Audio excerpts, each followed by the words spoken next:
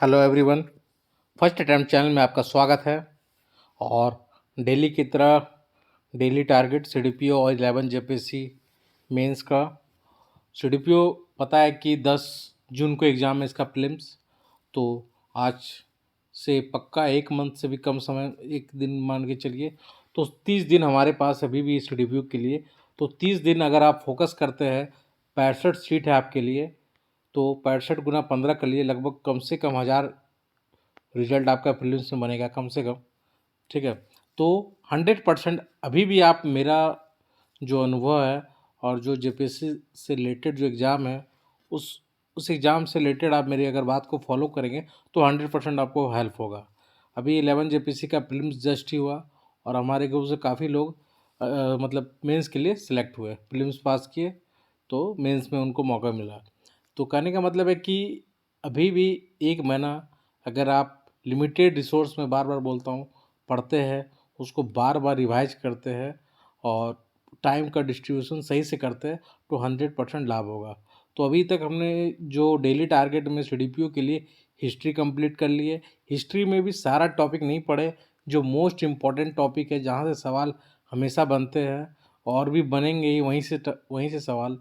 तो उस टॉपिक पर हम लोग उस पर डेली टारगेट के अनुसार उस पर फॉलो किए।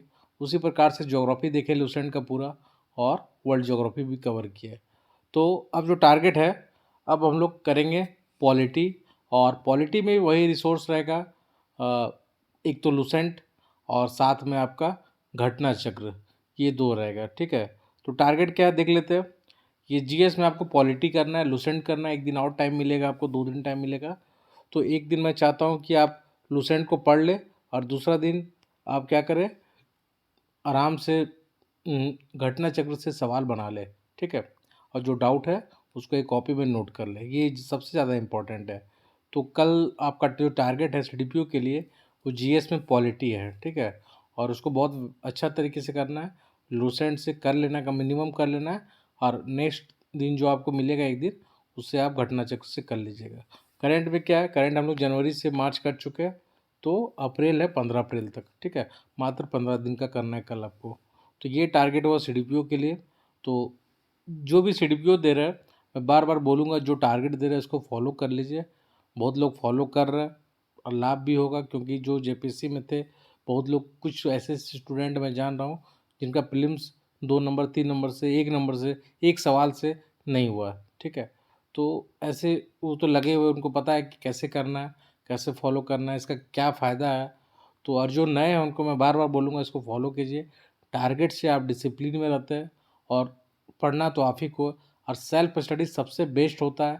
अब अगर आप सेल्फ स्टडी 8-10 घंटा कर रहे हैं तो बहुत ज़्यादा चांस है कि आप एक बढ़िया स्टेज में पहुंच जाएगा, आपका तैयारी का लेवल हाई हो जाएगा। तो सेल्फ स्टडी कीजिए, ज़्यादा इधर उधर, बार बार बोलता हूँ, मत भटकिए। किताब आप किताब आपके पास होना चाहिए बस, और उसको पढ़िए। जो मैं बता रहा हूँ किससे पढ़ना है वो तो मैं बता ही दे रहा हूँ, तो उसको आप पढ़ते रहिए। अब जिनका मेंस है 11 जेपीएससी मेंस, उनके लिए टारगेट क्या है, तो साइंस हम लोग इकोनॉमिक्स का चारों पार्ट कंप्लीट कर लिए, ABCD। और साइंस का 2 पार्ट हो चुका है, बायोलॉजी हो चुका है और लाइफ एग्रीकल्चर साइंस हो चुका है। तो इन्वायरमेंट का कुछ पार्ट हो चुका था, तो कल करना है आपको, पूरा इन्वायरमेंट कंप्लीट करना है बढ़िया से। ठीक है। कुछ पार्ट हो चुका था और बहुत सारा बाकी था, तो कल आपका ये टारगेट है, इन्वायरमेंट करना है। ठीक है। और जिनका खोटा है उनके लिए गद्य साहित्य में कहानी करना है, उपन्यास करना और नाटक करना है। तो कल का यही टारगेट है आपको। ठीक है। और एक सवाल है आपके लिए, जलवायु परिवर्तन से आप क्या समझते हैं? भारत और वैश्विक संदर्भ में इसके प्रमाण बताएं। आपको कुछ डाटा के साथ, कुछ जो लेटेस्ट जहाँ पे क्लाइमेट चेंज का इशू देखा गया, कहीं बाढ़ आया, कहीं लैंडस्लाइड हुआ, बहुत सारा चीज़ है, तो आप इसको देना है। कहीं जंगलों में आग लग गया, वो भी क्लाइमेट चेंज का ही मैटर है, तो आपको बताना पड़ेगा। ठीक है। प्रमाण देना होगा। तो 2 पार्ट हो गए। एक तो आपको इसमें कितना डायमेंशन है, पहला आप देख लीजिए कि जलवायु परिवर्तन से आप क्या समझते हैं, तो एक इसको एड्रेस करना है। दूसरा, भारत और वैश्विक संदर्भ में इसके प्रमाण बताए, कुछ लेटेस्ट डाटा फैक्ट के साथ बताना है। तीसरा बताना है कि जलवायु परिवर्तन के प्रभाव बताना है, तो क्या किन किन क्षेत्रों में प्रभाव पड़ रहा है, अब इसको एक अलग डायमेंशन में बताना है, इसको आंसर आपको। उसके बाद एवं सरकार के द्वारा किए गए प्रयास पर चर्चा करें। तो आप चाहे तो भारत सरकार और वैश्विक स्तर पर भी कुछ प्रयास किए जा रहे हैं क्लाइमेट चेंज को रोकने के लिए, तो वो भी आप बता सकते हैं। तो इसके ओवरऑल अगर बात किया तो 4 डायमेंशन है। आपका उत्तर चारों एंगल से लिखा होना चाहिए, किसी को छोड़ना नहीं है, और वेटेज भी कम नहीं करना, बराबर का वेटेज होना चाहिए। तो ये टारगेट है, इसको पूरा कीजिए आप। और फिर नए टारगेट के साथ, और जो चैनल में नए हैं सब्सक्राइब करें। जो भी जेन्युइन स्टूडेंट हैं, जो तैयारी जो कर रहे हैं CDPO का या फिर 11 JPC मेंस को, वहाँ तो उनको शेयर जरूर कीजिए। धन्यवाद।